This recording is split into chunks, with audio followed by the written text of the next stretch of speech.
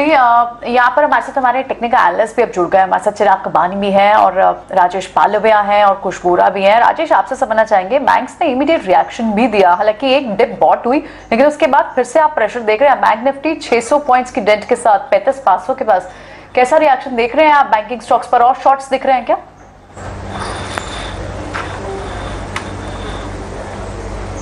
Rajesh please unmute yourself. तो good afternoon Priyanka ji. देखिए, जिस तरीके से रिएक्शन अनाउंसमेंट के बाद, रेट हाइक के अनाउंसमेंट के बाद बैंक निफ्टी में देखने को मिला, 36,000 का लेवल जो एक इंपॉर्टेंट सपोर्ट एरिया था उसको डिसाइसिवली अब ब्रेक डाउन होते हुए दिखा है। हमें लगता है ये ऑलमोस्ट अराउंड 35,500 जो कि next major put concentration area है उसके आसपास ट्रेड करते हुए दिख रहा है। लेकिन जो शॉर्ट सिस्टम में ओपन है वो अभी भी इंटैक्ट है और हमें लगता है कि ये प्रेशर यहाँ से और एक्सटेंड होते हुए दिख सकता है। बैंक निफ्टी यहाँ से फर्दर अगर 35,500 के लेवल का वापस से ब्रीच करता है तो हमें लगता है कि यहाँ से प्रेशर और एक्सटेंड होते हुए दिख सकता है और यहाँ से 35,200 35,000 तक की भी जगह यहाँ पे ओपन होते हुए दिख सकती है। तो अब जब तक बैंक निफ्टी 35,800 के नीचे सस्टेन करेगा तो कोई भी माइनर पुल बैक आता है तो वहाँ पे सप्लाई प्रेशर कंटिन्यूस देखने को मिलेगा और निफ्टी का स्ट्रक्चर बैंक निफ्टी की कंपेयर में और ज्यादा वीक होते हुए दिख रहा है। जिस तरीके से अब 16,850 16,800 दोनों लेवल जो एक इंपॉर्टेंट सपोर्ट एरिया थे उनको ब्रीच करके निफ्टी ट्रेड कर रहा है, तो हमें लगता है दोनों इंडाइसेस में यहाँ पे सप्लाई प्रेशर और बढ़ते हुए दिखेगा। दोनों इंडाइसेस अब 200 day 50 day even 100 day moving average, सारे इंपॉर्टेंट मूविंग एवरेज इसके नीचे फिसलते हुए दिख रहा है। तो ये दिखाता है कि कहीं ना कहीं वीकनेस यहाँ पे और एक्सटेंड होते हुए दिख सकती है और निफ्टी और बैंक निफ्टी दोनों पे अभी यहाँ पे हमारा बियरिश साइड का ही व्यू है। कोई भी pull back, minor pull back आता है तो शॉर्ट करने की सलाह रहेगी। ठीक है, बिल्कुल। एक बार हमारे साथ अब शिवांगी भी है, उनसे भी रिएक्शन ले लेते हैं, डेरिवेटिव्स कवर करती है। शिवांगी, आप कैसा प्रेशर देख रही है बैंकिंग स्टॉक्स पर, कैसी पोजीशन देख रही है? जी धन्यवाद। तो हमने देखा बैंकिंग इंडेक्स में अभी काफी प्रेशर आ चुका है, ये वीकनेस में जा चुका है और जो पॉलिसी स्टेटमेंट था उसके बाद भी हम देख रहे हैं कि जो एक स्टांस है वो वीक की तरफ बढ़ रहा है। तो 35,500 एक क्रूशियल लेवल बनता है यहाँ पे और 36,300 पे एक इम्पोर्टेंट रेजिस्टेंस लेवल्स है। तो ये सपोर्ट और रेजिस्टेंस आगे बढ़ते हुए ये हम बढ़ सकते हैं। बिल्कुल। तो चलिए, शिवांगी से रायडी हमारे साथ कुश बोहरा और चिराग कबानी भी जुड़े हैं। कुश, गुड आफ्टरनून। बताइए, यहाँ पर एकाएक अनाउंसमेंट होती हुई दिखी और बाजार इस पर रिएक्ट करता हुआ, अभी करंट सिचुएशन मार्केट्स की आप कैसे देख रहे हैं? वीकली एक्सपायरी के एक दिन पहले खड़े हैं हम। जी, a very good afternoon. देखिए, markets are a funny place. They like to throw up surprises, but they aren't very good at receiving them. So अभी जो हमने मार्केट्स में रिएक्शन देखा, ये एक्चुअली एक नी जर्क रिएक्शन है। अब तो खैर न्यूज आ चुकी है तो उसका फॉलो थ्रू भी हमें देखने मिल रहा है। एंड फॉर बेटर और for worse we are again at 16,800 के जो लेवल्स हैं उसके पास, उससे इनफैक्ट नीचे ही ट्रेड कर रहे हैं, but we are back to those levels. मैं एक्चुअली आज कोई मेजर एक्शन नहीं लेना चाहूंगा बिकॉज शाम को फेड पॉलिसी की जो आउटकम है वो आने वाली है। आज जो हमें एक सरप्राइज कह सकते हैं हाई ट्रेक मिला in terms of the rate hike मिला, in terms of the timing, markets वो भी एडजस्ट कर रहे हैं, उसको डाइजेस्ट कर रहे हैं। I would rather wait a day and see how things react. देखिए, ओवरऑल सेटअप हमें जो लग रहा है, जिस तरह से मार्केट इन लेवल्स के नीचे आए हैं, जरा सा वीक हो रहे हैं, but are we getting at a place जहां पे सारी नेगेटिव न्यूज जो है वो फैक्टरिंग हो रही हैं? Do we need more ideas और stories for the markets to go down? Maybe not, but we'll wait and watch for one more day, see how the markets react to both the pieces of news which is हमारे यहाँ जो rate hike हुआ और जो आज fade का announcement आता है। Then we can take a fresh call on stocks and on index both. जाहिर सी बात है, यहाँ पर एक रेट हाइक हमारे यहाँ पर भी होता हुआ और यूएस फेड का भी है जिस पर खास तौर से फोकस है और दोनों का इम्पैक्ट कल बाजार पर कैसा पड़ेगा ये देखना आप काफी इंपॉर्टेंट होगा। और कल वीकली एक्सपायरी तो वॉलेटाइल ट्रेड जरूर होंगे। चिराग हमारे साथ जुड़ गए हैं। चिराग, ऊपरी स्तरों से हम बाजार में गिरावट देख रहे हैं। निफ्टी बैंक देखें करीब 900 अंकों की कमजोरी देखने को मिल चुकी है। सेंसेक्स में 1,400 1500 अंकों की कमजोरी कह सकते हैं दिख चुकी है और मिड कैप स्पेस निफ्टी हर तरफ बिकवाली। यहाँ पर एक बार आपकी राय क्या होगी? Good afternoon. अगर आज प्राइस एक्शन देखे तो जैसे 16,800 का लेवल ब्रेक हुआ, आरबीआई गवर्नर साहब जब बोल रहे थे तो इससे एक लॉन्ग अनवाइंडिंग प्रेशर स्टार्ट हुआ है। बहुत सारे लोग मार्केट में पोजीशंस लॉन्ग लेके बैठे थे जब तक मल्टीपल टाइम से 16,800 और 16,900 के जोन के बीच में मार्केट सपोर्ट लेके बाउंस कर रहा था। तो आज जैसे ये लेवल ब्रेक हुआ है, लॉन्ग अनवाइंडिंग स्टार्ट हो गया बैंक निफ्टी और निफ्टी में। अभी जो नेक्स्ट इंपॉर्टेंट क्रूशियल लेवल देखने के लिए वो 16,400 का जोन है। अगर मार्केट 16,400 को होल्ड करता है for the next few days, तो मुझे लग रहा है कि मार्केट वापस एक नया रेंज बाउंड ट्रेड स्टार्ट करेगा 16,400 ऑन दी डाउनसाइड, और अपसाइड पे 16,800 और 900 जो सपोर्ट बन रहा था वो रेजिस्टेंस रहेगा। और बैंक निफ्टी में इमीडिएट सपोर्ट डाउनसाइड पे 35,000 के लेवल पे, अगर 35,000 का लेवल ब्रेक करता है तो और थोड़ा सा करेक्शन उसमें आ सकता है टू दी लेवल ऑफ 34,400। वापस आते हैं आपके पास। हमारी पहले ही बात हो रही थी कृष्णा कि बाजार जो है उसमें रिस्क ज्यादा है टेबल पे, और इसलिए अपसाइड कैप्ड है, और at the same time valuation बहुत ज्यादा अपीलिंग नहीं है, maybe fair, slightly stretch in some areas, और एग्जैक्टली वैसा ही प्ले आउट होता नजर आ रहा है। क्या फ्लोर मार्केट की खुल गई है? अर्निंग्स क्वालिटी को आपने कैसे एनालाइज किया? आफ्टर ऑल वही क्वेश्चन कर सकते हैं मार्केट को। एग्री। सो आई थिंक अगर अर्निंग क्वालिटी देखें तो जो लास्ट शायद 6 या 8 महीने में जो बड़ी चीज हुई है, चेंज, वो सब रिसोर्स प्रोड्यूसर्स के लिए बेनिफिट हो गया है और रिसोर्स कंज्यूमर के लिए थोड़ी बहुत परेशानी हो गई अपनी प्रॉफिटेबिलिटी में। Resource producers basically means perhaps financials, energy companies, metals etcetera के, जहां पे they got a price hike और they are likely to get price hike. और जो कंज्यूमर्स है ऑफ दो सेम कमोडिटीज और same energy, they are paying higher price. तो अगर बाजार के एंगल से देखें, आप अर्निंग वेरिएबल पे देखेंगे तो थोड़ी बहुत शिफ्ट हो गई है between resource producers and resource consumer के। अभी रिसोर्स प्रोड्यूसर्स के शायद ज्यादा पैसे बनेंगे उनकी कंपनीज के, तो that is one part about earning. So the only challenge market में अगर देखें तो हिस्टोरिकली ये रिसोर्स प्रोड्यूसर को ज्यादा पी मल्टीपल नहीं मिलते हैं और रिसोर्स कंज्यूमर को ज्यादा पी मल्टीपल मिलते हैं। सो वो तरीके से देखें तो शायद मार्केट शायद एक्सपेंसिव नजर आए, लेकिन अगर एब्सोल्यूट नंबर पे देखें तो एक्सपेक्टेड अर्निंग फॉर 23 जो भी है कंसेंसस फॉर निफ्टी, वो ज्यादा चेंज नहीं हुई है, वो प्रीटी मच सिमिलर लेवल्स पे है। आपका इससे पोर्टफोलियो टिल्ट किस तरह का है? इस तरह के मार्केट को आपने कैसे अपनी पोजीशनिंग कर रखी है? ब्रॉडली जो बताया कि जब रिसोर्स प्रोड्यूसर्स के लिए बेनिफिट हो रही है तो tilted our portfolios towards resource producers, तो फाइनेंशियल्स है, एनर्जी एंड मेटल्स है। प्लस इंडिया में जो लास्ट 1.5-2 ईयर में जो सबसे बड़ी इकोनॉमिक रिफॉर्म्स हुई है, विच इज PLI एंड आत्मनिर्भर भारत, के जहां पे India is looking to replace our imports and start doing exports.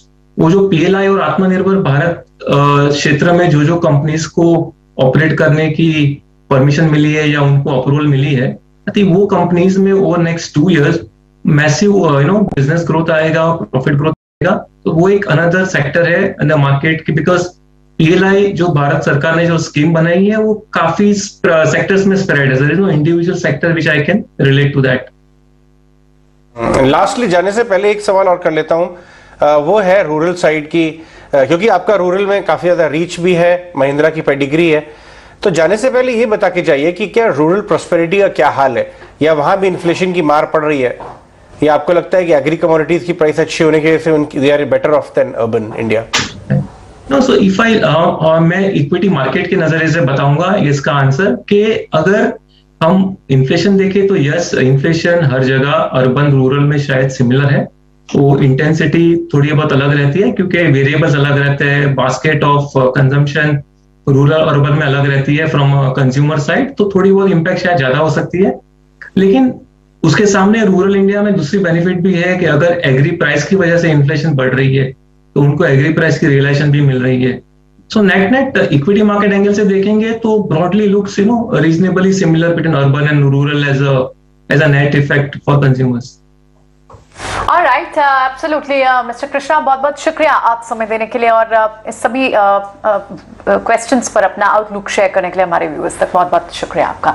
चलिए मार्केट्स पर एक बार फिर से क्विक नजर डालते हैं। अच्छा खासा टैंक हो रहा है बैंक निफ्टी, बैंकिंग स्टॉक्स में अच्छा प्रेशर देखने को मिल रहा है और इनफैक्ट आप सबसे बड़ा प्रेशर जो देख रहे हैं वो private space bank, HDFC bank जैसे काउंटर्स पर, इनफैक्ट सारा ही PSU प्राइवेट बैंक सभी आपको प्रेशर दिख रहा है। लेकिन जो बड़ा ड्रैगर है बाजार के लिए इस वक्त वो HDFC बैंक 3.5% की गिरावट गिरावट के साथ, इंडसइंड बैंक दूसरा बड़ा ड्रैगर 3% की गिरावट के साथ, बंधन बैंक उसके बाद यहाँ फॉलोअप में दिखाई दे रहे हैं।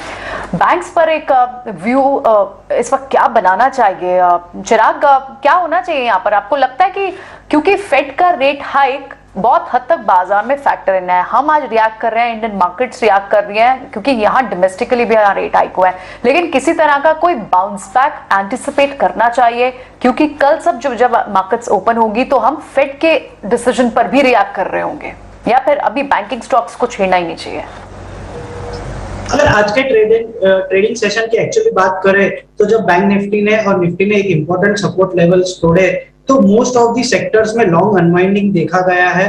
तो ये लॉन्ग अनवाइंडिंग का प्रेशर जो है वो बना रहेगा आज के क्लोजिंग तक। कल जैसे फेड के आउटकम के बाद अगर निफ्टी वापस 16,800 का लेवल क्रॉस कर पाता है तो शायद एक अच्छी सी शॉर्ट कवरिंग भी आ सकती है मार्केट में। बट ओवरऑल अगर देखेंगे कंपेयर टू दी फॉल जो अदर स्टॉक्स में है, HDFC बैंक और कोटक बैंक अभी भी फिलहाल एकदम स्ट्रॉन्ग है, एकदम बड़े सेल ऑफ्स नहीं देखे गए उसमें। SBI बैंक भी सिर्फ 2.5% डाउन है compare to market which is also 2.5% down. So relative strength wise it is not underperforming the market के साथ ही मूव कर रहे हैं। HDFC बैंक को 1340 पे एक अच्छा सपोर्ट है, अगर ये लेवल वापस ब्रीच नहीं करता है डाउन साइड पे तो शायद वापस ये मोमेंटम गेन करेगा, 1400 के लेवल्स पे आएगा। कोटक बैंक ने आज एक्सीलेंट रिजल्ट्स दिए, जब तक कोटक बैंक डाउन साइड में 1740 का लेवल ब्रेक नहीं करता है मुझे लग रहा है कि कोटक बैंक में मोमेंटम 1850 तक अपसाइड वापस आ सकता है। सो ओवरऑल एकदम स्टॉक स्पेसिफिक मूव देखना पड़ेगा ईच एंड एवरी बैंक में। जबकि अगर वहीं देखे PSU बैंक्स में SBI ने इंपॉर्टेंट सपोर्ट 492 का तोड़ा है, तो जब तक वो 492 के नीचे ट्रेड करता रहेगा नेक्स्ट सपोर्ट 465 और 450 पे है। तो इस सेक्टर पे इस स्टॉक पे लॉन्ग्स अवॉइड करने चाहिए। ऑलराइट, ठीक है, अभी फिलहाल लॉन्ग्स को अवॉइड करना चाहिए। अब इस वक्त अगर हम देखें भी तो ज्यादा आपको कॉन्ट्रैक्ट्स शॉर्ट साइड दिखाई देते हैं, लॉन्ग अनवाइंड होते हुए दिखाई दे रहे हैं, लेकिन आपको स्ट्रेंथ बाजार में सिर्फ उन्हीं ट्रिगर्स पे दिख रही है जिनमें रिजल्ट्स का इंपैक्ट है। Kotak bank before the results अब भी आप देखेंगे कि उसने बढ़त जरूर गवाई है लेकिन वीक नहीं हुआ है। हरे निशान में अब भी कोटक बैंक ट्रेड करा है before the numbers despite the rate hike in by RBI today. So यहाँ पर देखना होगा कि किस तरह के मूव्स निकल कर आते हैं, लेकिन फॉर श्योर यहाँ पर कोई ट्रेडिंग कॉल्स भी होंगे खुश आपकी आज के लिए, या फिर you will have to change? जी नहीं, देखिए given the events that are lined up, at least the event that is lined up, trading call नहीं होगा, बट एक सेक्टर जहां पे अभी भी एक बाइंग इंटरेस्ट दिख रहा है दैट इज IT।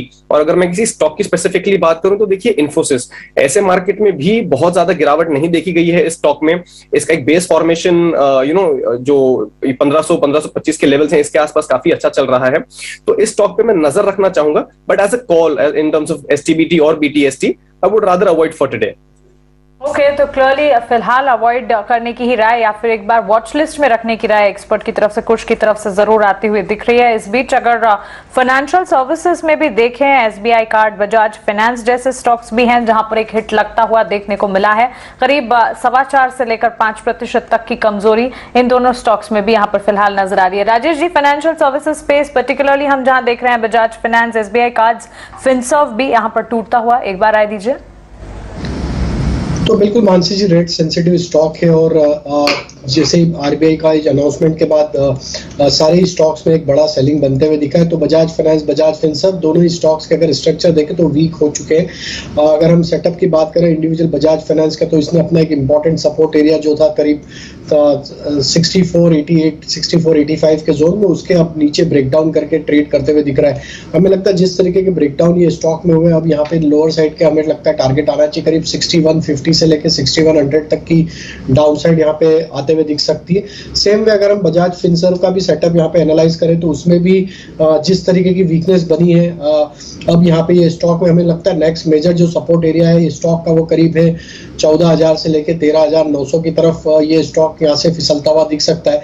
तो करंट लेवल पे इसमें भी शॉर्ट का ट्रेड लिया जा सकता है, क्योंकि हमें जिस तरीके से मार्केट में निफ्टी, बैंक निफ्टी के स्ट्रक्चर वीक होते हुए लग रहे हैं, हमें लगता है यहाँ पे सेलिंग प्रेशर और कंटिन्यू होते हुए दिखेगा। अगर आप इंडिया विक्स भी देखेंगे तो करीब 10% का स्पाइक अब 22 के ऊपर के लेवल पे इंडिया विक्स भी आते हुए दिख रहा है, तो कहीं ना कहीं मार्केट में रिस्क माउंट होते हुए दिख रही है। और यहाँ पे एक सेलिंग का ट्रेड हमें लगता है बजाज फिनसर्व और बजाज फाइनेंस दोनों में ही यहाँ पे इनिशिएट किया जा सकता है, और दोनों स्टॉक में हमें लग रहा है डाउनसाइड के ट्रेड यहाँ पे कंटिन्यू होते हुए दिखेंगे। ओके, क्लियरली यहाँ पर जो अनाउंसमेंट आरबीआई की तरफ से आती हुई दिखी है, उसके इमीडिएट इम्पैक्ट कई सारे स्पेसेस पर पड़ते हुए देखने को मिलेंगे। बैंकिंग लेंडर्स की अगर बात करें कुछ हद तक वहां पर बेनिफिट आगे चलकर जरूर देखने को मिलेंगे, लेकिन होम लोन रेट्स की अगर बात करें वहां पर बढ़ोतरी अब एक आती हुई देखने को मिलेगी। Clear cut impact housing finance पर भी इसका एक पड़ सकता है। कुछ हाउसिंग फाइनेंस पर Indiabulls housing finance at day low, एक बार टेक्निकली क्या लगता है करंट सिचुएशन देखते हुए? जी हाँ, देखिए एक इम्पैक्ट तो डेफिनेटली रहेगा, एक नीजर रिएक्शन इन सब स्टॉक्स पे हम देखेंगे।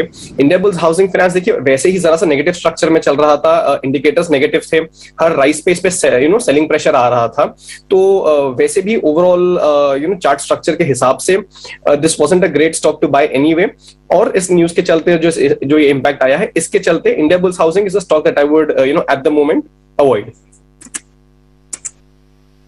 शिवांगी, एक स्पेसिफिक क्वेश्चन आपसे, वो है जो इसने हिंट किया था राजेश ने, विक्स का जो शूट अप हुआ है 22 के ऊपर, आप अगर बैंक निफ्टी और निफ्टी पे, एक तो अनवाइंडिंग शुरू हो गई थी लॉन्ग की जो चिराग ने जिसके बारे में बात की, अगर आप डेटा को इस समय लाइव देख के बता सकें कि किस तरह के फ्रेश शॉर्ट्स इमर्ज कर रहे हैं दोनों बैंक निफ्टी और निफ्टी पर? जी जरूर। तो जैसे हमने देखा कि सुबह से जो सेटअप था बैंक निफ्टी का वो स्ट्रेंथ में था, तो निफ्टी फिर भी थोड़े वीकनेस में था, बट बैंक निफ्टी रेजिलिएंट था।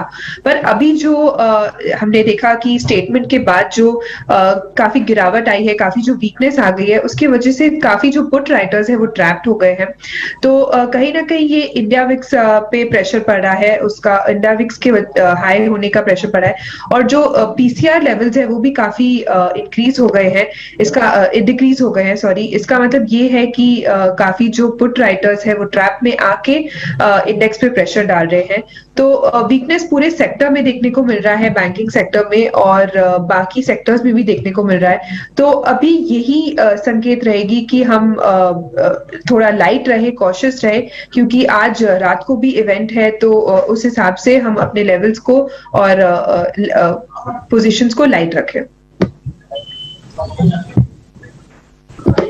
Gentleman and the lady, stay with us. Ramdev Agrawal का भी व्यू हम सुनवाते हैं आपको इन सारे इश्यूज पे और बाजार पे, और फिर और कुछ वॉइस लेके आएंगे। 1000 पॉइंट की फॉल बैंक निफ्टी पे आई है, और एक्चुअली अगर आपने ये सरप्राइज रेट हाइक देखने के बाद भी बाजार को शॉर्ट किया होता, वहां से बाजार 400-500 पॉइंट गिरा है, तो क्लियरली फ्रेश प्रेशर आता हुआ नजर आ रहा है।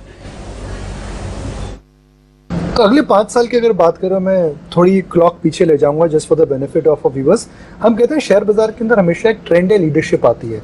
जब मैंने अपना करियर स्टार्ट करा था, जब आपने एक करियर स्टार्ट करा था सीमेंट और स्टील था, जब मैंने अपना करियर स्टार्ट करा था टीएमटी बोलते थे, उसके बाद कमोडिटी स्टॉक्स आए, उसके बाद एक समय आया था जी एशियन पेंट्स, पेज इंडस्ट्रीज और टाइटन चलने लगे, फिर अभी कंज्यूमर टेक में हमने देखा था चक्र आया था। तो अगला 3-5 साल क्या चक्र आपको लगता है जो एक आउट परफॉर्मिंग चक्र रहेगा?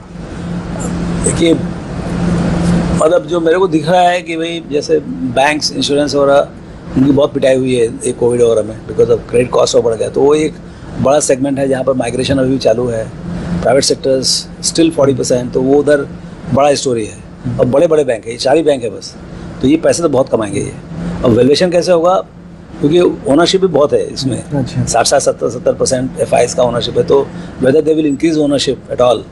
लेकिन अर्निंग्स है, वैल्यूएशन रिजनेबल है, पक्का भाव बढ़ेगा। So that is one segment where there is a good secular opportunity out there. Second is tech, Indian tech is, देखिए जो हमारे जो प्रॉफिट्स होते हैं उसमें highest profit is that of number 1 and number 2 sectors are private sector banks, and second is IT। IT बहुत बड़ा हो चुका है। IT का प्रॉफिट जो है करीब आप समझ लीजिए मेरे ख्याल से 1.5-2 लाख करोड़ का प्रॉफिट होगा। भाई दमानी जी बता रहे थे, रमेश दमानी जी, कि IT का इस साल का जो एक्सपोर्ट था, जो हुआ था, वो अरामको के ऑयल एक्सपोर्ट के बराबर है। हाँ, $200 बिलियन, कमाल की बात। या वही तो, अच्छा ये बढ़ते आ रहा है, और शायद आपके सामने हुआ है। हाँ, $200 बिलियन मेरे सामने हुआ पूरा। तो ये क्या है कि देखिए ये बहुत बड़ा अपॉर्चुनिटी है, ग्लोबल अपॉर्चुनिटी है, तो ये that will keep generating lot of profit 15, 17, 20% and asset light है तो बहुत फ्री कैश फ्लो होगा. So that will be a big sector. आपको finance will be big sector, IT will be big sector. अब देखिए यहाँ पर जैसे रियलिटी है, reality is suppose to be very large. मतलब आप क्या बात करें, मतलब यहाँ पर मतलब कितने मिलियन घर हर साल बिकने चाहिए, वो अराउंड रियलिटी बहुत पैसे बनेंगे मुझे लगता है. अब रियलिटी में डायरेक्ट रियलिटी कंपनी खरीदो, लेकिन रियलिटी कंपनी में सब अकाउंटिंग ये वो उनका कैश टर्न और मतलब basically completion of the projects on time, you know, and profitability, not profits. Profits are there now, but profitability is an issue because their asset efficiency is not there. और return ratios भी 10% से कम ही है. वही ना, उसी कारण से कम है. तो वो बट बड़ा साइज बनेगा वो. सो अच्छा, उससे रिलेटेड जितने हैं जैसे पेंट्स हैं, सीमेंट है, स्टील है, because it's a large country with large deficit in the housing demand, housing stock. तो ये बड़ा एक सेगमेंट है और काफ़ी पिटा हुआ है. 2008 के बाद जो है अभी तक ऊपर आया नहीं हो. एक समय था DLF की 3 लाख करोड़ की मार्केट कैप हो गई थी. हाँ, तो मुझे लगता है कि वो एक बड़ा सेगमेंट है और एक बड़ा साइकिल होता है, एकदम ओवरनाइट खत्म नहीं होता है. अफोर्डेबिलिटी इज हाईएस्ट, तो वो एक अच्छा लगता है सेक्टर, बड़ा सेक्टर लगता है मेरे को आगे चल के.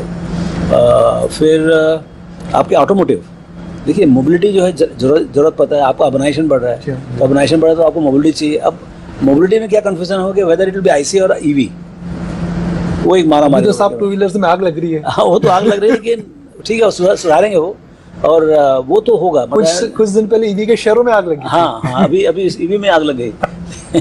लेकिन क्या है, ये मैटर ऑफ टाइम है. This technology is now there to stay and I believe next year good portion of 2 wheelers will be electric, maybe 10-15% और सो. और जो आपके इनकम्बेंट हैं, बजाज है, हीरो है, आइशर है, TVS, ये सब भी जो है ना अपने जो लैब में जितने प्रोडक्ट्स हैं नाउ दे विल लॉन्च, क्योंकि अब वो बिना EV के रह नहीं सकते. अब राइट, अब हमारे साथ कंप्लीट सर्कल के गुरमीत चड्ढा भी है अपना रिएक्शन देने के लिए. वेलकम टू ET Now स्वदेश. गुरमीत, पहले आपका एक रिएक्शन जानना चाहेंगे. जब लास्ट टाइम मॉनेटरी पॉलिसी हुई तो बहुत सारी ओपिनियन ये भी थी कि शायद RBI is behind the curve, और अब फेड के रेट हाइक से इमीडिएट पहले ये मूव, किस तरह से इसे देखना चाहिए? ऑब्वियसली थोड़ा सा सरप्राइज मूव है, बहुत टाइमिंग. और अगर आप क्वांटम ऑफ हाइक देखें तो क्योंकि खाली रेपो रेट हाइक नहीं किया है, RBI ने CRR भी बढ़ाया है, जो इफेक्टिवली करीबन 87-88 हज़ार करोड़ की जो लिक्विडिटी है वो सक आउट करेगा. जो बैंक की इंटरबैंक लिक्विडिटी थी वो करीबन 2 लाख करोड़ थी. तो इसका इम्पैक्ट हमें देखने को मिलेगा यील्ड कर्व में, शॉर्टर एंड पे भी और लॉन्गर एंड पे. 10-year बॉन्ड ऑलरेडी अराउंड 7.40 के आसपास पहुंच गया है. आप EMI पे इम्पैक्ट पड़ेगा क्योंकि काफी सारी EMI जो है वो फ्लोटिंग रेट होती है, चाहे वो होम लोन है, चाहे वो बाकी है. तो इसका इम्पैक्ट थोड़ा सा पड़ेगा. तो जो बैंक थोड़ा सा बल्क डिपॉजिट्स पे डिपेंडेंट हैं, जो थोड़े इंटरेस्ट रेट सेंसिटिव सेक्टर्स हैं, वहाँ पे आपको थोड़ा सा इम्पैक्ट देखने को मिलेगा. और थोड़ा सा मार्केट का भी रिएक्शन जो है हमें देखने को मिला है. मार्केट में फॉल आया है RBI की पॉलिसी का. गुरमीत, यहाँ पर हम 16,400, 16,500 नीचे की काफी हद तक पुट्स यहाँ देख भी रहे हैं जो बॉट हो रही हैं, तो यानी नीचे का डाउनसाइड और ज्यादा ओपन अप होता हुआ दिखाई दे रहा है इस मूव से. लेकिन अगर बैंक ऑफ फाइनेंस की इन पर्टिकुलरली बात करें तो उनके लिए तो कहीं ना कहीं रिजल्ट्स इस क्वार्टर के, आप बड़े बैंक्स की बात करें, NPA सुधर रहे थे, क्रेडिट ऑफ टेक का एक अच्छा केस बनता है. क्या आपको लगता है कि ये उन्हें लॉन्ग रन में हर्ट करेगा? थोड़ा सा डिफरेंशिएशन होगा. जैसा आपने बोला कि क्या होता है कि जिन बैंक का कासा रेशियो अच्छा है, मान लीजिए 45% है, 50% है, चाहे वो कोटक है या ICICI है या HDFC है, उनको थोड़ा लीवे मिलता है. उनका नेट इंटरेस्ट मार्जिन बहुत जल्दी इम्पैक्ट नहीं होता है क्योंकि कासा मिक्स अच्छा होता है ओवरऑल, क्योंकि आप करंट अकाउंट पे ब्याज देते नहीं है, सेविंग अकाउंट पे ब्याज आपका फिक्स्ड होता है. तो बैंक क्रेडिट ग्रोथ को सस्टेन कर सकते हैं निम मेंटेन करते हुए. हमने देखा आज कोटक के भी नतीजे आए, उनका निम ऑल टाइम हाई है, 4.8% है. तो जिन बैंक का कासा रेशियो अच्छा है, रिटेल बुक ज्यादा ग्रैनुलर है, वहाँ पे आपको थोड़ा डिफरेंशिएशन देखने को मिलेगा. जो बैंक बल्क डिपॉजिट्स पे ज्यादा डिपेंडेंट है, होलसेल डिपॉजिट्स पे ज्यादा डिपेंडेंट है, कासा रेशियो कम है, वहाँ पे उसका इम्पैक्ट दोनों तरफ देखने को मिलेगा, नेट इंटरेस्ट मार्जिन पे भी और थोड़ा सा क्रेडिट ऑफटेक भी जो है वो कम होगा. बैंक को आप जो हम मेजर करते हैं वो नेट इंटरेस्ट इनकम से मेजर करते हैं. आपने कितना ब्याज दिया और कितना ब्याज आपने कमाया जब आपने लोन दिया, तो तो उस पर आपको जो है इम्पैक्ट देखने को मिलेगा। Good afternoon. Before we let you go, एक और चीज थी जिसके बारे में पर्टिकुलरली बातचीत गवर्नर की तरफ से होती हुई दिखी, liquidity concerns. Of course last 2 years काफी ज्यादा हर्टिंग रहे हैं और again we are at a crucial juncture. Inflation की अगर बात करें, कंसर्न्स, अगर कॉशियस ट्रेंड की बात करें, रशिया यूक्रेन भी बीच में एक बहुत बड़ा कंसर्न है। इस बीच लिक्विडिटी कंडीशंस को मॉड्यूलेट करना काफी जरूरी है। क्या लगता है आपको करंट सिचुएशन पे बैंकिंग लिक्विडिटी कंडीशन कैसी है और आगे मॉड्यूलेशन किस तरह से हो पाएगा? मुझे लगता है कि थोड़ा वेल कैलिब्रेटेड होगा। देखिए क्या है, आप देखिए जो ग्लोबल इकोनॉमिक आउटलुक है, चाहे वो IMF है या और हमने देखा है ग्रोथ पे भी इम्पैक्ट आया। हमने देखा US का भी GDP कॉन्ट्रैक्ट हुआ यील्ड बढ़ने से। तो अगर आप इंटरेस्ट रेट भी बढ़ाएंगे, फेड भी लिक्विडिटी सक आउट कर रहा है, उन्होंने फेड बैलेंस शीट आज $9 ट्रिलियन की हो गई है। तो राइजिंग रेट और उसके साथ लिक्विडिटी सक आउट करना जो होता है, थोड़ा ये हमें थोड़ा सा ध्यान देना पड़ेगा। दूसरा, ये सिचुएशन बहुत डायनेमिक है। बहुत सारा जो इन्फ्लेशन है वो सप्लाई डिस्ट्रप्शन की वजह से भी है, वो वॉर इंड्यूस्ड है, वो पहले कोविड लेड सप्लाई डिस्ट्रप्शन था, अभी वॉर इंड्यूस्ड है। तो हमें बहुत लंबा कॉल नहीं लेना चाहिए इसके लिए और ज्यादा एक्स्ट्रापोलेट नहीं करना चाहिए। बहुत लोग भूल जाते हैं ऑयल $0 भी आ गया था, वो भी अनफेयर था। $110-120 भी मुझे लगता है हायर साइड पे। तो जैसी वॉर सिचुएशन, हमें नहीं पता कब ये वॉर सिचुएशन नॉर्मलाइज होगी, कब सप्लाई चेन ज्यादा नॉर्मलाइज होगी, बट बहुत लंबा एक्स्ट्रापोलेट नहीं करना चाहिए। तो इस टाइम पे थोड़ा सा निम्बल फुटेड रहना चाहिए आपको। अगर आप बोरोअर हैं तो आपको बहुत लंबा लॉक इन नहीं करना चाहिए डिपॉजिट के, आपको थोड़ा सा वेट करना चाहिए, शॉर्टर टेन्योर पे जाना चाहिए। सिमिलरली आप जब इक्विटी इन्वेस्टर हैं तो आप बहुत ज्यादा एक्स्ट्रापोलेट मत करिए कि इतना होने से बाजार इतना गिर जाएगा। आप थोड़ा थोड़ा करके उसको ग्रैनुलरली डिप्लॉय करिए। जहाँ पे आपको निफ्टी आपको 16,500 16,600 दिख रहा है, बट आप ब्रॉडर करेक्शन देखेंगे काफी डीप है। आप टेक्नोलॉजी स्टॉक्स देखिए, प्राइवेट सेक्टर बैंक देखिए, फार्मा देखिए, स्पेशलिटी केमिकल्स देखिए, 20-25% का भी करेक्शन आया है। तो ग्रैनुलर डिप्लॉयमेंट करेंगे और बहुत ज्यादा एक्स्ट्रापोलेट नहीं करेंगे तो बेहतर रहेगा। गुरमीत, शुक्रिया ये सारी की सारी जानकारी और डिटेल अपनी एनालिसिस हमारे साथ शेयर करने के लिए। इस बीच चलिए हमारे साथ संजीव भसीन भी जुड़ गए हैं, उनसे बात करते हैं।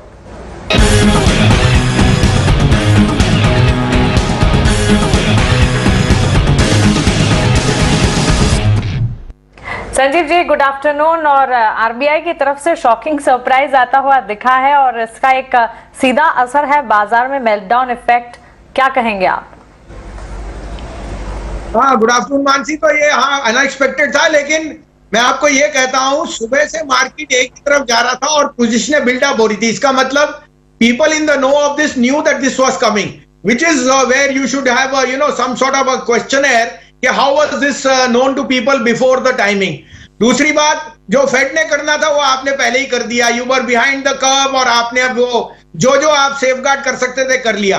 I think this is a very welcome decision. जो जून में होना था अब आपने मई में फेड के डर से पहले ही कर दिया।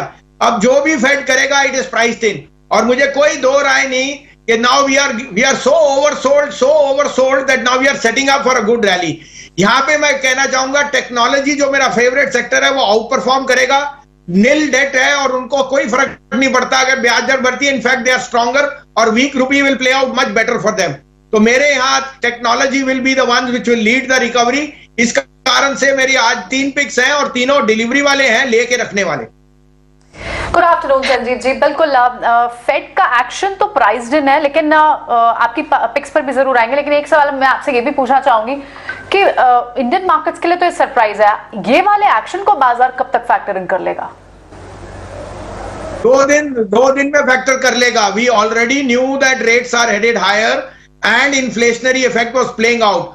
अब आपने जो कैस्केड करना था वो पहले ही कर लिया। So I don't think more than 2 days this will last. In fact, smart money will now see profit booking in banks, which were proxy to growth, and go back into technology. So balancing out होगी.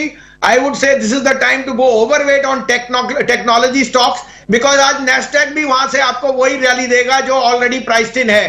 All rates are built into technology stocks. They will be the fastest to react because they have least amount of debt. तो अब 2 या 3 pics हैं, आप कहें तो मैं शुरू करूं। आपने बहुत कॉन्फिडेंस से कहा कि डिलीवरी बेस्ड स्टॉक्स है, तो ऐसा लग रहा है कि शायद इस डिप को बाय करना चाहिए। बिल्कुल बताएं कैश स्टॉक्स। तो देखिए, एक शेयर मैं आज जो रिकमेंड कर रहा हूं उसका नाम है पैसा लो डिजिटल। ये छोटा सा ऑनलाइन ऐप है जो फाइनेंशियल डिजिटल में है। It is tied up with all banks, lowest cost of money है और ये फी बेस्ड करता है और ये 2-2 लाख जहां पेनिट्रेशन है वहां पहुंचता है। इसके नंबर्स आ रहे हैं 6 तारीख को, आई थिंक स्टॉक स्प्लिट भी आएगा।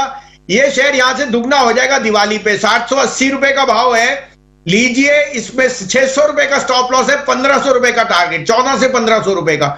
दूसरा मुझे 2 लार्ज कैप्स बहुत पसंद है, HCL टेक और tech Mahindra. They trade at 1 year forward 14 times, which is the cheapest they have been in the last 3 years. दोनों कैश रिच है, जीरो डेट है। तो टेक महिंद्रा 1215-20 में लीजिए, stop loss of 1190, target of 1350 and HCL tech at 1040, stop loss of 1000, target of 1300. These would be out performers. HCL tech Mahindra जैसे stocks हैं जहां पर संजीव जी की राय यहाँ पर आती हुई, उनकी कॉल्स आपके टीवी स्क्रीन पर। संजीव जी शुक्रिया, सारी की सारी जानकारी, आपकी analysis. Of course credit policy पर भी आप जो नजरिया बता रहे हैं और कन्विक्शन भी दिखाया आपने कि 2 दिन में यहाँ पर फैक्टरिंग होता हुआ भी दिखेगा, और कॉल्स भी बताने के लिए। Have a nice day to you. चलिए आगे बढ़ते हैं और आरबीआई की क्रेडिट पॉलिसी का असर हर सेक्टर पर पड़ता हुआ दिखता है और हमारे साथ अब हीरानंदानी ग्रुप के निरंजन हीरानंदानी जुड़ गए हैं।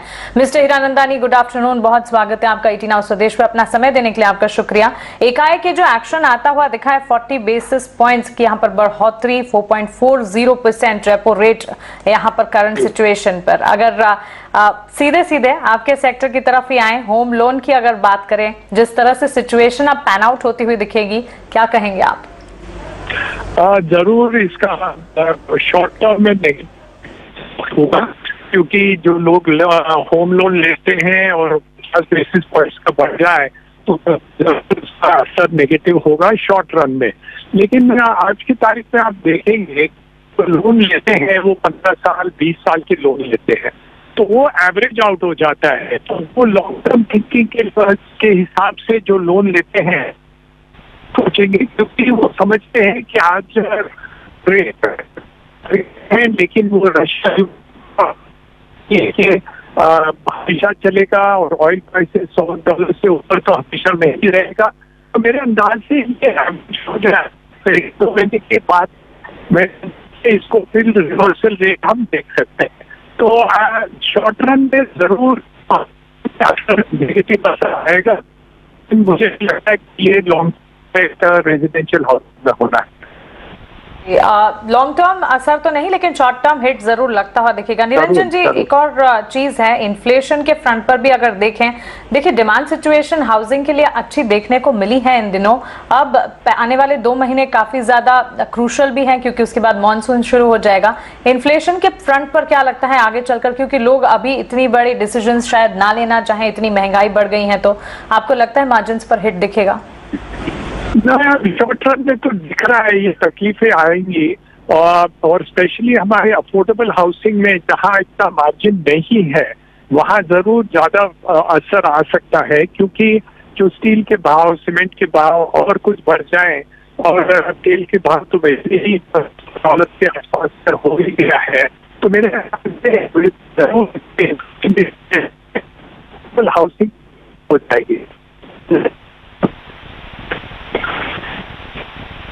ऑलराइट, बिल्कुल, बहुत बहुत शुक्रिया निरंजन जी। हमसे बात करेंगे तो रियल एस्टेट स्पेस पे भी हम अच्छा खासा एक डेंट देख रहे हैं। इंटरेस्ट रेट सेंसिटिव स्पेस में सब में, आप चाहे बैंक्स की बात करें, रियल एस्टेट स्पेस की बात करें, सारे home improvement, home construction theme की बात करें, उन सब पे आपको एक बड़ा डेंट दिखता है जब इंटरेस्ट रेट्स बढ़ते हैं। यहाँ पर ये सीधा इफेक्ट होता है। इसी सब प्रोसेस में, इस सब कड़ी में और भी हम एक्सपर्ट्स वॉइस यहाँ लेकर आएंगे, लेकिन इस वक्त एक बार मार्केट चेक देख लेते हैं कि कितनी और weakness. Bank Nifty slides to more than 800 points now, 35,300 के पास इस वक्त। बड़े क्रूशल सपोर्ट जो थे निफ्टी के लिए वो 16,850 के माने जा रहे थे, और इससे जब यहाँ ब्रीच किया है तो 16,400 16,500 तक की पुट्स में भी बाइंग देखने को मिल रही है। तो क्या यहाँ तक का डाउनसाइड ओपन है? एक्सपर्ट्स हमारे साथ बने हुए हैं। राजेश, क्या लगता है आपको, नीचे तक की पुट्स में आपको कहाँ तक ओपन इंटरेस्ट दिख रहा है? अगर यहाँ से 16,800 बड़ा सपोर्ट टूटा है तो यहाँ पर अब बाजार क्या एक्सपेक्ट करे?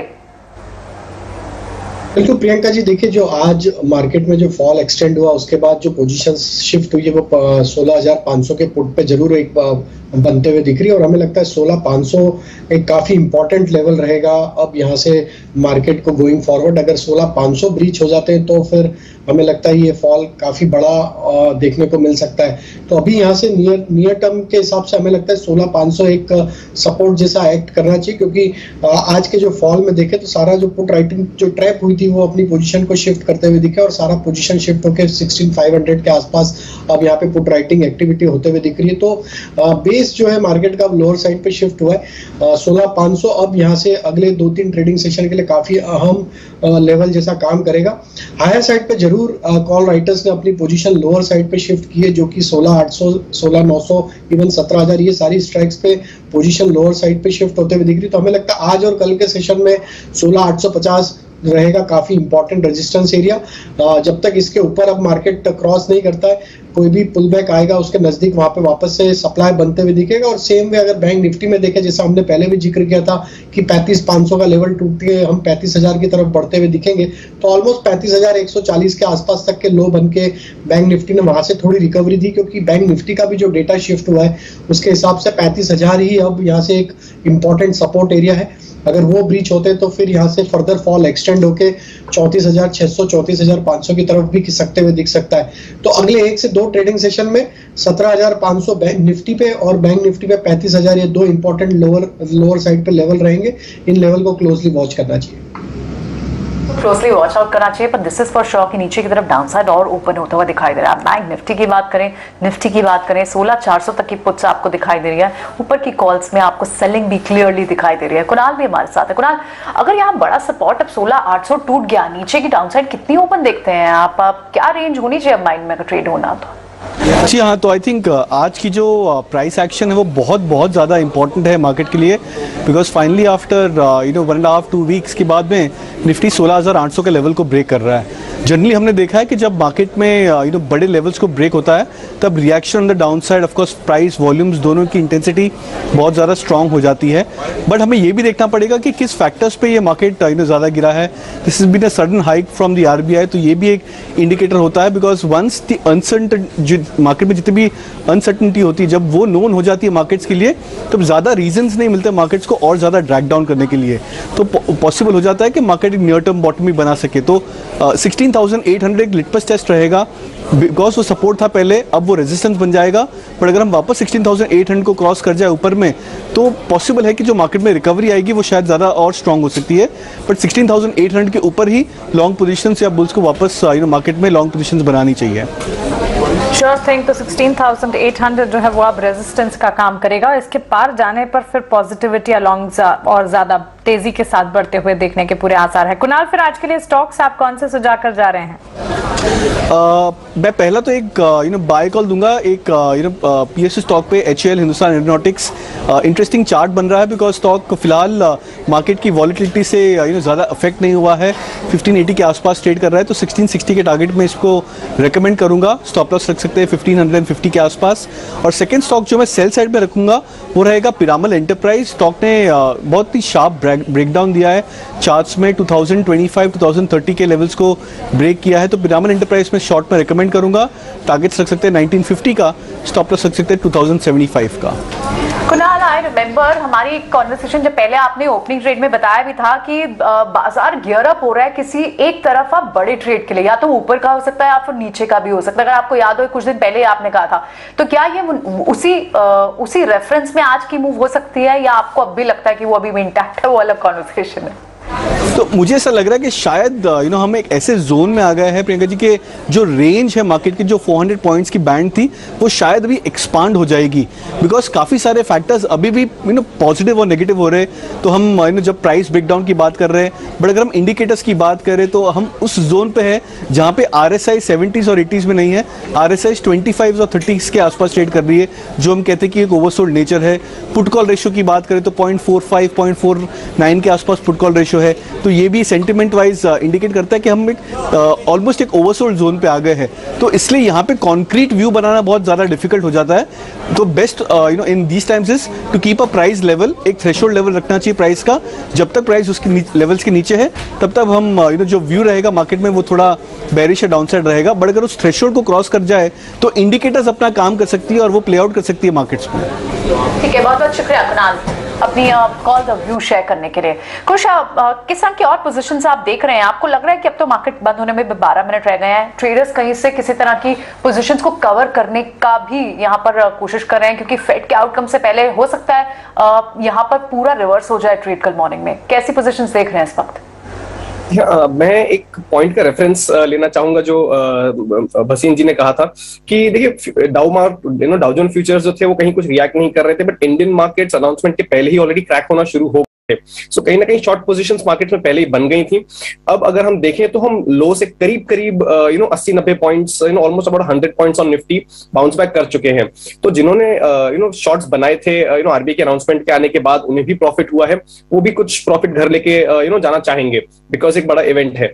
बोथ थिंग्स पुट टुगेदर यहाँ से फ्रेश शॉर्ट्स होते हुए आज के दिन में for whatever time is left नहीं दिख रही हैं, but there is a chance कि जो सिलेक्ट स्टॉक्स हैं या जो सिलेक्ट पॉकेट्स हैं वहां पे एक बाइंग अपॉर्चुनिटी आ सकती है। अगर कोई और मेजर खराब न्यूज नहीं आती तो शायद ये जो डिप्स हैं ये as a buying opportunity act हो जाएंगी। और जैसा मैंने बताया तो preferred sector could be IT.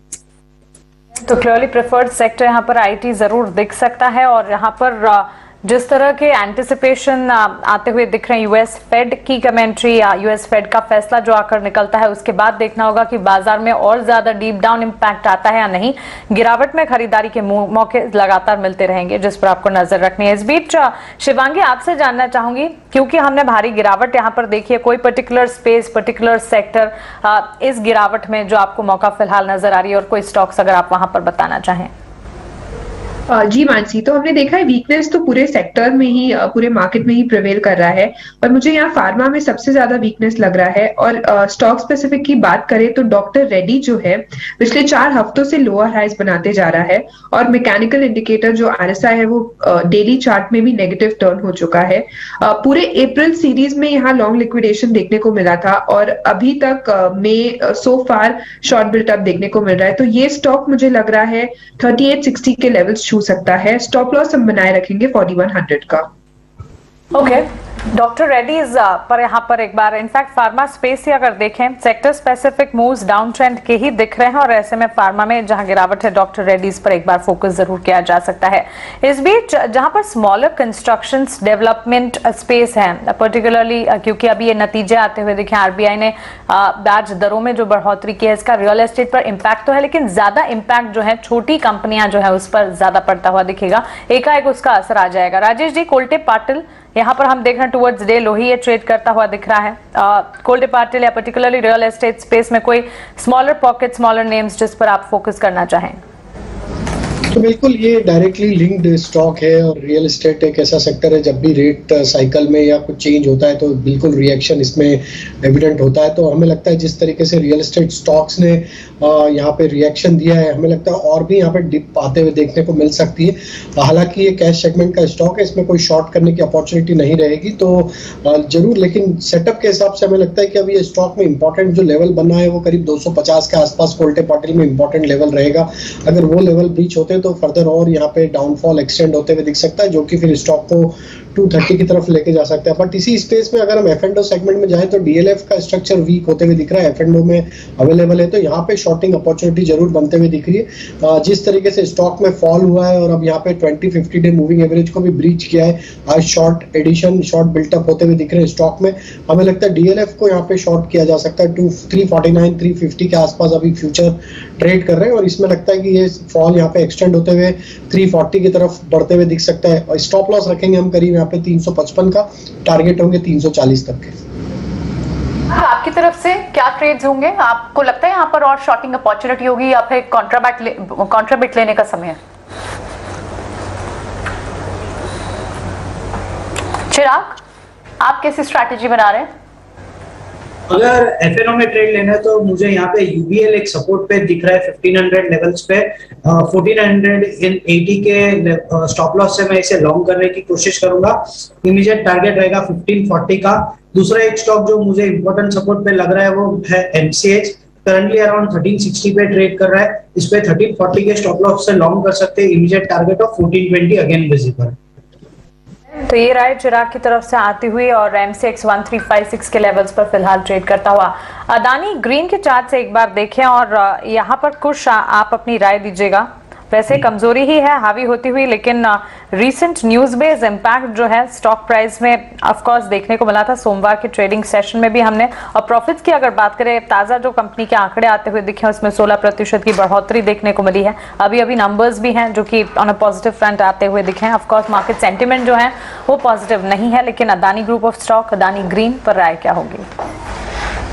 जी हम बहुत ही शार्प और बहुत ही अच्छे रनअप के बाद इस स्टॉक में कंसोलिडेशन का फेज चल रहा था, जो आज हमने ब्रेक करते हुए देखा है।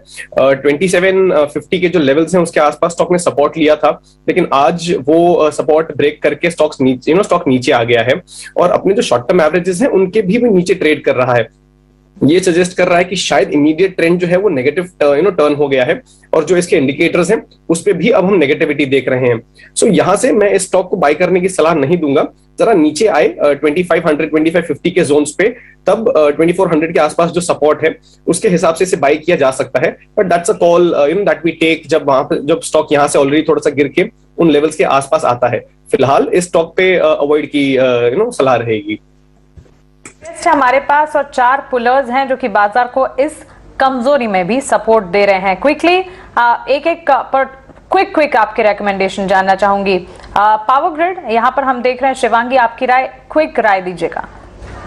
जी, पावर ग्रिड की अगर हम बात करें तो ये वीकली कंसोलिडेशन से निकल रहा है और अपने डेली में 50 एक्सपोनेंशियल मूविंग एवरेज में सपोर्ट लेते हुए आगे बढ़ रहा है। तो मुझे लग रहा है ये 246 छू सकता है। स्टॉप लॉस हम बनाएंगे 232 का। ओके राजेश जी, ओएनजीसी भी परफॉर्म कर रहा है करीब 5% की बढ़त। What will be your reaction over it? तो ऑयल एंड गैस सेक्टर एक ऐसा सेक्टर है जहाँ पे आज सेलिंग प्रेशर कम है और अगर रिलेटिवली देखें तो स्ट्रेंथ बनते हुए दिख रही है। तो ओएनजीसी में मल्टीपल सपोर्ट एरिया के पास से स्टॉक ने बाउंस दिया है, तो हमें लगता है यहाँ पे 159 का स्टॉप लॉस रखें और जिस तरीके की यहाँ पे स्ट्रेंथ बनी है यहाँ पे 168 तक के टारगेट आते हुए दे सकते हैं। सेम सेक्टर में पेट्रोनेट को भी लुक आफ्टर किया जा सकता है, वो स्टॉक पे भी हमारा व्यू बुलिश है। हमें लगता है इसमें 220-22 तक के अपसाइड टारगेट आते हुए दिख सकते हैं। डेफिनेटली। चिराग, ब्रिटानिया 3.25% की बढ़त कमजोरी में बाजार को संभालते हुए, what will be your reaction over it? अगर ऑलरेडी लॉन्ग है तो लॉन्ग होल्ड कर सकते हैं। ब्रिटानिया में स्टॉप लॉस रहेगा 3350 का। फर्स्ट टारगेट मुझे इमीडिएट 3500 का लगता है। अगर वीकली क्लोज 3500 के ऊपर आता है तो नेक्स्ट पॉसिबल लेवल 3700 का विजिबल है ब्रिटानिया में। कुछ एनटीपीसी पर आपका नजरिया? यहाँ पर भी हरे निशान के साथ ट्रेड हम देख रहे हैं। कुछ जो तमाम स्टॉक्स जहां तेजी है उनमें से एक ये भी शामिल। जी हाँ, ट्रेंड पॉजिटिव है, ओवरऑल स्ट्रक्चर पॉजिटिव है। अपना जो 20 डे मूविंग एवरेज है उसके पास स्टॉक सपोर्ट ले रहा है। जरा सा डीप स्टॉप लॉस दूंगा 153 के आसपास का, बट इसे जब तक ये स्टॉक होल्ड करता है इसे 165 170 के टारगेट्स के लिए होल्ड किया जा सकता है। ओके तो चलिए, चारों बाजार को संभालने वाले या कह सकते हैं निफ्टी के पुलर्स गेनर्स जो थे उस पर एक्सपर्ट्स की क्विक रिकमेंडेशन हमने देखी, लेकिन ड्रैगर्स पर भी ध्यान दीजिए। रिलायंस में हम देख रहे हैं कमजोरी के साथ 3.25% की बिकवाली का दबाव। आज दिन भर में ही हमने देखा एक सुस्त कारोबार बाजार में देखने को मिला है और जो दिग्गज स्टॉक्स हैं वो भी इस सुस्ती में परफॉर्म नहीं कर पा रहे हैं। एचडीएफसी बैंक, एचडीएफसी लिमिटेड की तरफ से भी कमजोरी हावी होती हुई। एचडीएफसी बैंक में करीब 3% की कमजोरी, एचडीएफसी लिमिटेड 2.5% तक टूटता हुआ। बजाज फाइनेंस ऑफकोर्स अभी हम देख रहे हैं रेट की जो यहाँ पर खबर आती हुई दिखी है, आपात बैठक आरबीआई की मॉनेटरी पॉलिसी कमेटी के होने के बाद आउटकम्स का इंपैक्ट है जो कि इन बैंकिंग स्टॉक्स पर पड़ता हुआ दिख रहा है, फाइनेंशियल सर्विसेज पर पड़ता हुआ दिखा है। बजाज फाइनेंस देखिए यहाँ पर भी 4.25% की बिकवाली और इस बीच आईसीआईसीआई बैंक भी 2.25% की गिरावट के साथ टूटते हुए। चलिए, इस वॉलेटाइल मार्केट में यूं कह लीजिए कमजोरी भरे बाजार में दिन भर का एक्शन और मॉनेटरी पॉलिसी कमेटी के आउटकम आने के बाद किस तरह का ट्रेंड दिखा, प्रियंका से जानते हैं। Priyanka, over to you. शुक्रिया मानसी। आज कहना चाहिए कि दोनों तरह के ट्रेडर से पैसा बनाया होगा। मॉर्निंग ट्रेड में आप अगर प्लस साइड थे तो आपने पैसा बनाया, और उसके बाद आप सेकेंड हाफ से जिस तरह से बाजार में एक नेगेटिविटी क्रीप इन हुई, उसके बाद हमने देखा कि शॉर्ट के ट्रेड्स भी बने, दबाव बना। 17,000 का लेवल 10:30 के बाद ही टूट गया था, और जब वो ब्रीच हुआ उसके बाद बाजार बाउंस बैक नहीं कर पाया, प्रेशर और माउंट हुआ। 16,850, 16,800 एक बड़ा सपोर्ट, जिससे भी ब्रीच करके अब 16,680 के पास इस वक्त बंद होने की तैयारी कर रहा है निफ्टी। तो जाहिर तौर पर बड़े क्रूशल सपोर्ट जरूर टूटे हैं अनएक्सपेक्टेड राइज से, और उसके चलते हमने क्लियरली बैंकिंग और फाइनेंस स्पेस पे एक बड़ा प्रेशर बनते हुए देखा। इंडिया विक्स को आपने देखा, वहां 7% तक का उछाल देखने को मिला। 20 से ऊपर जाने का मतलब ये एक बेयरिश टोन भी आ गई, और इन सारे फैक्टर से जाहिर तौर पर अब वॉच आउट करना होगा कि कल कैसी मूव निकल के आती है फेड आउटकम से right just a day before Indian markets में जैसा मूव देखने को मिला। सेक्टर्स और स्टॉक्स की बात कर लेते हैं, जहां पर आज अच्छी खासी दबाव ने, कौन से वो स्पेस थे, कौन से स्टॉक्स थे जिन्होंने बाजार को नीचे ड्रैग किया। उसमें क्लियरली आपको बजाज ट्विंस दोनों ही दिखाई दिए निफ्टी काउंटर्स, और उसके अलावा Titan post the numbers, Hindalco में आज आपको अच्छे शॉट्स बनते हुए दिखाई दिए, अदानी पोर्ट्स और अपोलो हॉस्पिटल, ये कुछ स्टॉक्स थे जहां पर आपको बाजार में सबसे ज्यादा ड्रैगर्स दिखाई दिए। और इसके अलावा जो गेनर्स थे उसमें आपको clearly power space, oil and gas and the basis of results like Britannia, power grid, Britannia, NTPC और कोल इंडिया, ये कुछ स्टॉक्स थे जो आपको आज स्ट्रेंथ के साथ इस वीक मार्केट में भी दिख रहे हैं basis on the news driven trigger. Sectors जो सबसे ज्यादा इस वक्त वीक आपको दिखाई दे रहे हैं, उसमें आपको मीडिया और इंटरेस्ट रेट सेंसिटिव तीनों स्पेस, चाहे आप बैंक्स की बात करें, रियल एस्टेट स्पेस की बात करें, इन सभी इंटरेस्ट रेट सेंसिटिव स्पेस में आपको वीकनेस के साथ दिखाई दे रहे हैं। तो ये स्पेस सबसे वीक, और साथ ही मेटल भी कमजोर हुआ। हालांकि टाटा स्टील के मिक्स सेट ऑफ नंबर्स थे मॉर्निंग में, वो एक ट्रिगर था, लेकिन स्टील साइकिल और वो एक डिफरेंट ट्रिगर था, लेकिन बाद में बाजार में जिस तरह से टर्न अराउंड आया और हमने देखा सारे ट्रेड्स रिवर्स हुए हैं, उसमें बहुत ही लिमिटेड ऐसे स्टॉक्स थे जो अपनी मोमेंटम को सस्टेन कर पाए। सो ओवरऑल एक बड़े सपोर्ट को हम यहाँ ब्रीच कर रहे हैं, और क्लोज भी हम 16,700 के पास होते हुए बाजार दिखाई दे रहा है। लेकिन क्लियरली जिस तरह से लास्ट 1.5 आवर में ट्रेड्स बने हैं, शॉर्ट साइड के ट्रेड बने हैं, शायद हो सकता है कि किसी तरह का एक रिवर्सल कल मॉर्निंग में भी देखने को मिले, बिकॉज अब फेड का आउटकम कल सामने होगा जो बहुत हद तक प्राइस्ड इन है। लेकिन इंडियन मार्केट्स में जो जिटरीनेस आई है वो क्लियरली आरबीआई के आज मूव के कारण आई, और उसके बाद हमने देखा कि फार्मा स्पेस हो, सीमेंट पैक हो, बैंकिंग स्पेस हो, मेटल हो, इन सभी में आपको क्लियरली वीकनेस देखने को मिली, और इसका एक इंडिकेटर कि किस तरह के पुट कॉल रेशियो है, किस तरह का सेंटिमेंट है ट्रेडर्स का, वो आपको इंडिया विक्स से क्लियरली दिखाई देता है।